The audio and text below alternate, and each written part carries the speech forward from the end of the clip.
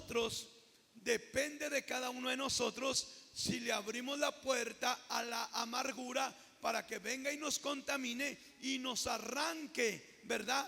Por ejemplo, cuando hay campos grandes donde juegan el supertazón o el fútbol, esos campos que preparan con mucho tiempo, en ocasiones crece una hierbita en aquel campo.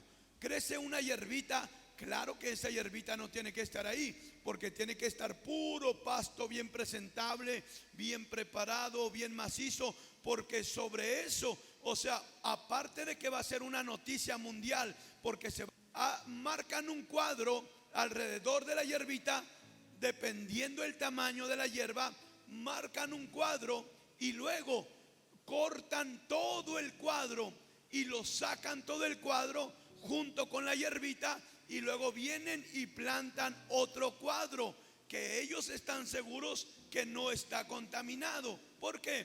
Porque si nomás le cortan a la hierbita por arriba, ¿qué es lo que va a suceder? Va a volver a crecer la hierba. Entonces, cuando nosotros no edificamos sobre la roca y hemos sido golpeados y hemos sido señalados y hemos sido vituperiados y hemos tenido un carácter, ¿verdad?, que no nos ha ayudado mucho o que no nos ayudó mucho. Si nosotros no empezamos a pedir al Señor que nos ayude a edificar sobre la roca, un día seremos cristianos, otro día no seremos cristianos. Un día serviremos a Dios, otro día no serviremos a Dios. Un día seremos bien activos, otro día seremos bien pasivos. ¿Por qué? Porque nuestro fundamento o nuestra vida no es una vida estabilizada en la roca que es Cristo Jesús. Ahora, cuando hablamos de edificar sobre la roca que es Cristo Jesús, miramos a Judas. En Judas capítulo 1 verso 20 dice: edificados sobre vuestra santísima fe. O sea, ¿hasta dónde alcanza la fe que tenemos? ¿Qué alcanzo a hacer yo con mi fe? Yo tengo que estar alimentando cada día, cada momento, cada minuto, cada segundo, cada pensamiento. Tengo que estar, hermanos, alimentando mi fe. ¿Por qué? Porque mi fe tiene que provocar que haya un cambio en mi hogar. Mi fe, yo por fe veo a mis hijos ministrando, yo por fe veo a mis hijos predicando, yo por fe veo a mis hijos sirviendo al Señor, yo por fe veo mi matrimonio mejor, yo por fe veo mi casa mejor, yo por fe veo todo lo que hacemos con más excelencia. Yo por fe sé que el año que entra la iglesia que tenemos no va a estar en las mismas condiciones, va a estar mejor equipada, va a estar más avanzado, va a estar, ¿verdad?, de tal manera que la gente cuando venga se sienta a gusto, la gente pueda recibir la palabra sin tanto calor o sin tanto frío. O sea, pero si nosotros, hermanos, nosotros no edificamos sobre la roca que es Cristo, no podremos edificar nuestra santísima fe. ¿Por qué? Porque seremos más confiados en lo natural que en lo espiritual. ¿Qué es lo natural? Yo sé que si trabajo toda la semana, al fin voy a tener mi cheque. Eso es normal. Yo sé que si me está dando la gripa y me inyectan una Lincoln con eucaliptos, ¿qué va a pasar?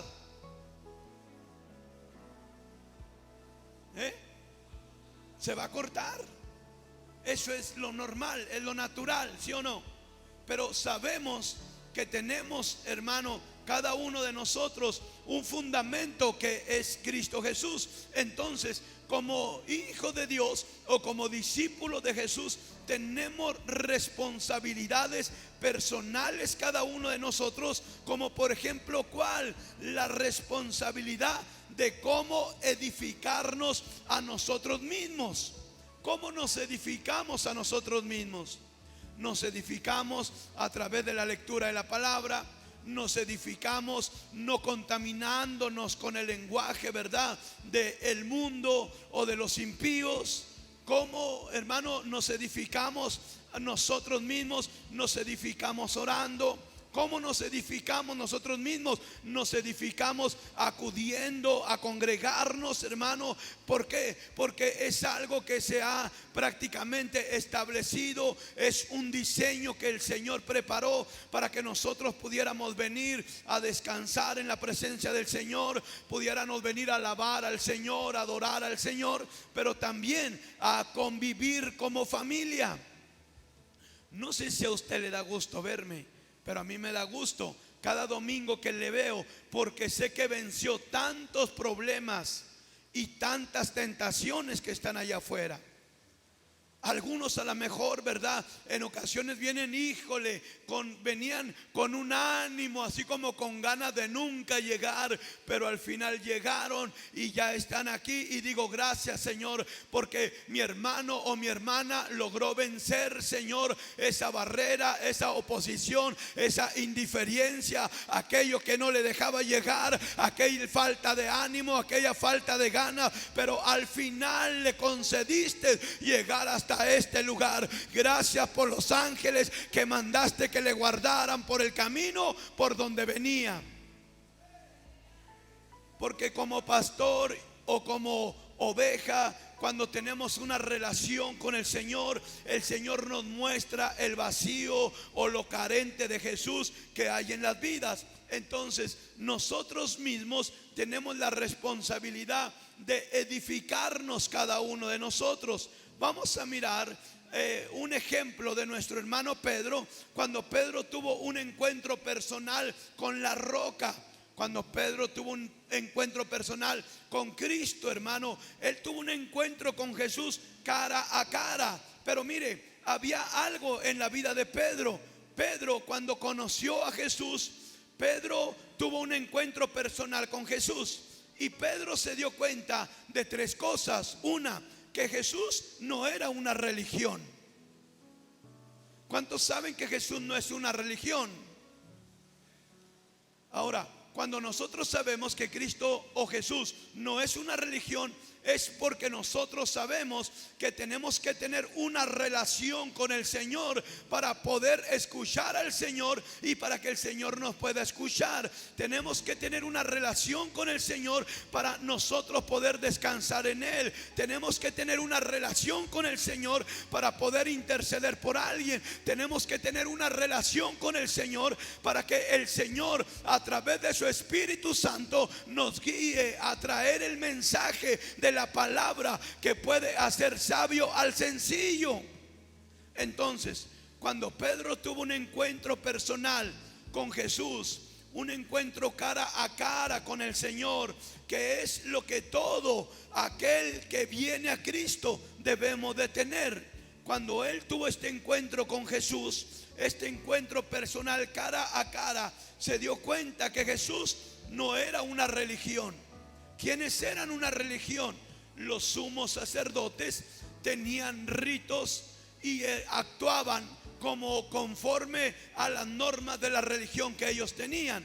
No se podían mezclar, ¿verdad?, con los gentiles. No se podían mezclar con los pecadores. No se podían mezclar con aquellos que estaban enfermos o tenían algún defecto.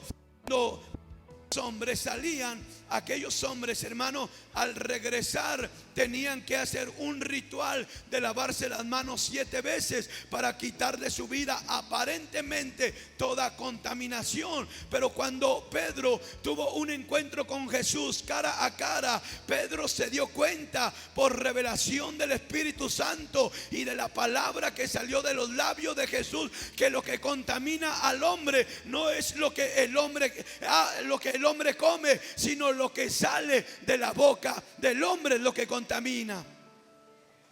No sé si se escucha hasta allá, hasta atrás. Entonces, Pedro se dio cuenta que Jesús no era una religión. También se dio cuenta que Jesús no era una doctrina. O sea, Jesús, aún los propios sabios le decían: ¿qué doctrina es esta? Que aún los vientos y las tempestades le obedecen. Pero Jesús no estableció su autoridad sobre la naturaleza o sobre los demonios como una, hermano, como una, ¿qué dijimos, hermano? Como una doctrina, sino que habló acerca del poder del Espíritu Santo, acerca del poder de la palabra, acerca del poder de la sangre, acerca del poder que el Señor le estaba dando a la iglesia a través de Jesucristo. Alguien puede alabar al Señor en esta tarde. Si la iglesia, hermano, solamente tiene una religión, no tendrá poder sobre los demonios. Si la iglesia, hermano, tendrá poder para poder cambiar áreas y aspectos y estructuras de su vida. Si la iglesia solamente es una religión, la iglesia así como llega, así se volverá a retirar. Pero cuando el Señor vino a Pedro y tuvo un encuentro cara a cara con él, Pedro se dio cuenta que había algo tan poderoso, que fue confrontado y que le dijo: Pedro, ¿quién dices tú que soy yo? Y Pedro, por revelación del Padre, le dice: Señor, tú eres Jesús, el Hijo de Dios. Entonces Pedro se dio cuenta que Jesús no era una denominación. Algunos dicen: yo soy de Apolos, otros dicen: yo soy de Cefas, y otros dicen: yo soy de Pablo. Pero todos los que hemos recibido a Jesús como nuestro único y suficiente Salvador, hemos sido sellados con la zarra del Espíritu sobre nuestra vida. Y llegará el día en que el Señor venga por la iglesia, y el Señor no levantará una religión, el Señor no levantará, amado, una doctrina, el Señor no levantará, amado, una, oh bendito sea el Señor, una estructura. El Señor no levantará, hermano, una institución. El Señor levantará a todos aquellos que fueron lavados y comprados a precio de sangre en la cruz del Calvario. Alguien puede darle gloria al Señor en esta tarde. No es una denominación, no es una doctrina, no es una religión.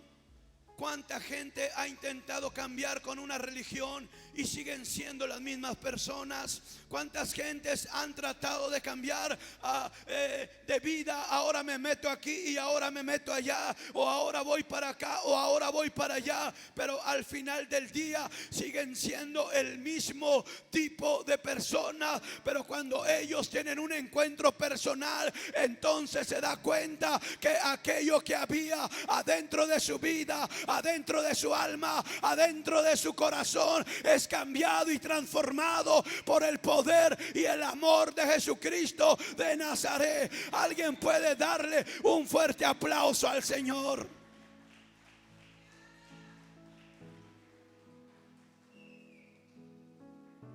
Dijo un hermano: no me mire de esa manera, yo sé que usted está cambiando.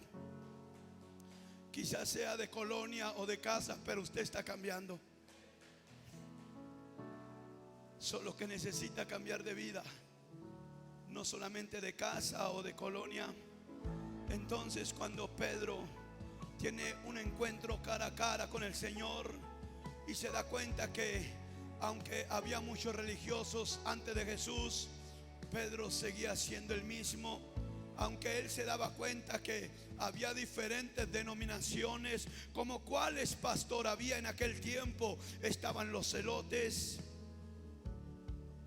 estaban los fariseos, estaban los escribas, estaban los saduceos. Algunos creían en la muerte y en la resurrección, otros no creían en la muerte ni en la resurrección. Algunos creían en ángeles y demonios, otros decían que no había resurrección, por lo tanto tampoco podía haber ángeles y demonios. Pero muchos sabían que cuando Pedro tuvo un encuentro, y no con la religión, denominación o amado hermano, o con la doctrina, sino que cuando tuvo un encuentro cara a cara con Jesús, se encontró con aquel que 7 le dijo: yo soy la puerta y todo aquel que por mí entrare será salvo. Alguien puede darle la gloria al Señor en esta preciosa tarde. Jesús se mostró a sí mismo como la puerta para que Pedro pudiera edificar una vida que cambiara sus pensamientos, una vida que cambiara su mente, una vida que cambiara su corazón, una vida que lo llevara a ser totalmente diferente a la persona que antes era. Por eso cuando Pedro tiene aquel encuentro cara a cara con el Señor, Juan recibe la revelación en el Evangelio según San Juan, capítulo 10, verso 9, que dice que Jesús es la puerta. Imagínese el Señor con los brazos abiertos. Le dice a Pedro: yo soy la puerta, Pedro, y todo aquel que por mí entrare será salvo. También se muestra Jesús a los hombres cuando dice: yo soy, en Juan 14:6, el camino, la verdad y la vida.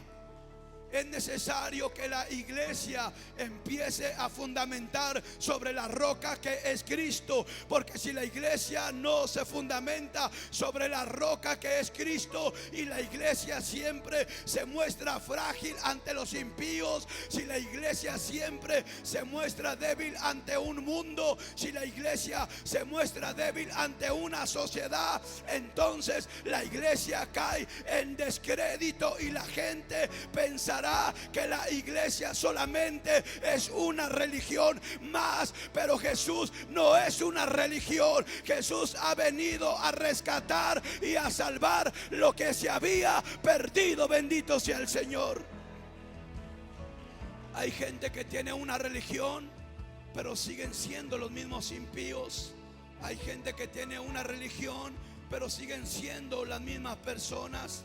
Hay gente que tienen una religión, pero siguen siendo las mismas boca de una trompeta que habla de todo menos del poder que la iglesia, hermano, lavada y comprada por el poder de la sangre de Jesucristo tiene. Hay gente que puede hablar de muchas cosas, pero recordemos, si de alguien tenemos que hablar, es de el fundamento, es de la roca que es Cristo Jesús. Por eso el Señor le habla a Moisés y le dice: háblale a la roca.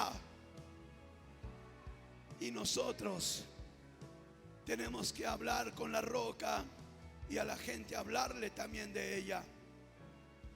Cuando Jesús se muestra en Juan 14:6 como el camino, la verdad y la vida, vemos a Pedro que tuvo acceso a la revelación por el Espíritu Santo, de poder recibir una palabra que lo cambiara, una palabra que lo transformara, una palabra que lo dimensionara a soñar con poder ganar un día una multitud de almas. Pero ¿qué sucede cuando no está Cristo como el fundamento o como la roca? Solamente representamos una doctrina, solamente representamos, amado, una denominación, o solamente representamos una religión. Y cuando hablamos de todo menos del poder de la sangre que hay en Cristo Jesús, Señor nuestro. Alguien fue comprado en la cruz del Calvario y tiene que caminar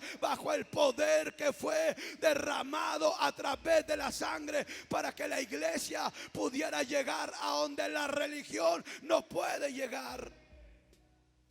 Entonces Pedro tuvo acceso a la revelación por el Espíritu Santo, y la iglesia tiene que tener también acceso por la revelación del Espíritu Santo, de que la iglesia tiene que cambiar. Porque si la iglesia no cambia, ¿qué esperanza hay para los impíos y para los pecadores? Decía nuestro hermano Pedro: es tiempo de que el juicio comience primero por la casa de Dios. Y si primero comienza por la casa del Señor, ¿cuál será el fin de los impíos y de los pecadores? Porque si, hermano, la iglesia con dificultad se salvará, ¿en dónde quedarán aquellos? Nosotros, cuando hablamos de tener un encuentro cara a cara o personal con el Señor. Hablamos de liberarnos del viejo hombre o de la vieja mujer. Hablamos de liberarnos de la carga que nosotros no podíamos quitar, que era por causa del pecado y de la culpa, pero que Jesús pagó para liberarnos del pecado y también de la culpa. Alguien puede alabar al Señor en esta preciosa tarde. Pedro tuvo que liberarse del pasado que él tenía, porque miramos a un Pedro, hermano, escuche esta palabra, iglesia, porque tenemos a un Pedro que tuvo un pasado negro. Imagínese a Pedro siempre estar pensando en su pasado, cuando ya era cristiano, cuando dormía con Jesús, cuando comía con Jesús, cuando caminaba con Jesús, pero le arrancó la oreja a un hombre llamado Malco. ¿Cuántas veces como iglesia no hemos cometido errores o pecados y el Señor ya nos ha perdonado? El Señor ya nos ha liberado, pero nosotros no nos hemos perdonado a nosotros mismos. Nosotros no nos hemos liberado a nosotros mismos. Entonces Pedro, puedo creer que había ocasiones en que él pensaba en lo que había sucedido con Malco, y a lo mejor él decía: yo tenía que haber actuado como una persona que verdaderamente conocía a Jesucristo de Nazaret. Yo tenía que haber actuado verdaderamente como aquel que comía en la mesa del maestro. Yo tenía que haber actuado como aquel que un día caminó sobre las aguas y me dijo: ven, sal de la barca. Yo tenía que haber expresado el cambio que Jesús había hecho en mi vida. Pero cuando llegó el tiempo de demostrar lo que había en mi vida, terminé casi matando a un hombre, cortándole la oreja. También tenía otra piedra en su zapato cuando él negó a Jesús. Y a lo mejor cuando él estaba orando después de haber negado a Jesús, él decía: Señor, no tengo cara ni siquiera para voltear al cielo, porque después de todo lo que tú has hecho por mí, yo todavía te sigo negando. Señor, creo que no es justo que después de lo que miré, de todo lo que aconteció, Señor, y yo ahora, Señor, que llega la oportunidad de mostrar el amor que tú me habías entregado, empiezo a actuar como una persona que en realidad no te conocía, de tal manera que hasta tuve que blasfemar para que me creyeran que yo no te conocía. Y en ocasiones el Señor nos ha perdonado, nos ha quitado la culpa y el pecado, pero seguimos actuando con aquello que hicimos. Aquella mente no ha sido sanada, aquel corazón no ha sido restaurado, y en ocasiones la presencia del Señor no se hace manifiesta en una vida porque nuestra mente, nuestros pensamientos están fundamentados en el mal que hicimos. Pero hoy usted tiene que ser liberado, tiene que ser sanado y fundamentar toda su vida sobre la roca que es Cristo Jesús. Hoy en este día usted le tiene que decir al diablo: diablo, eres un mentiroso, pinta tu raya, porque hoy se acaba todo lo que tú has lastimado, y el poder de la sangre de Jesucristo viene y restaura todo mi ser, porque yo le serviré al Señor hasta el último día de mi vida. Alguien puede darle una ofrenda de palmas al Señor. No le dé una ofrenda pequeña, dele una gran ofrenda, porque Él se lo merece, amado.